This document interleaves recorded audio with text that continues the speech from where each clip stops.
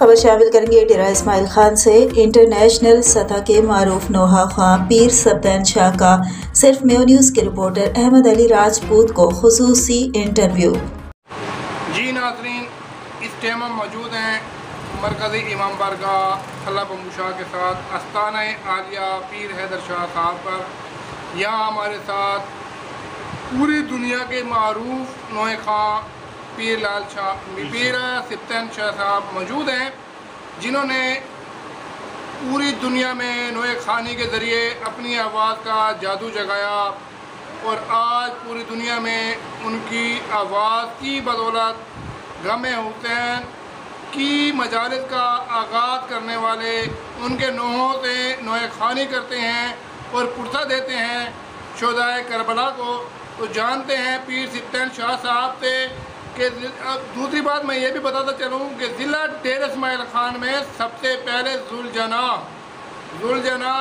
متعارف کرانے والا بھی یہی خاندان ہے۔ تو آج ماشاءاللہ اللہ پاک کی طرف سے ہمیں سعادت حاصل ہوئی ہے، پیر سبطین شاہ کے پاس حاضر خدمت ہے۔ تو جانتے ہیں مفید معلومات جو ڈیرہ اسماعیل خان کے کسی بھی فرد کو اتنی معلومات نہیں ہوں گی، کیونکہ ہمارے علم میں بھی یہ معلومات نہیں ہیں جو پیر سبطین شاہ بتانا چاہ رہے ہیں۔ پیر سبطین شاہ سے جی سر، ذوالجناح، ہاں، تو یہ پہلے ذوالجناح پیر فتح حیدر شاہ جو بڑے تھے انہوں نے اس کو بنایا، اور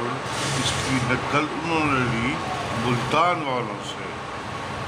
وہ آئے کہا کہ ذوالجناح بھی بناؤ، امام حسین کی شبیہ مرتجد ذوالجناح کا نام ہو گئے، ان کے گھوڑے کا نام مرتجد تھا،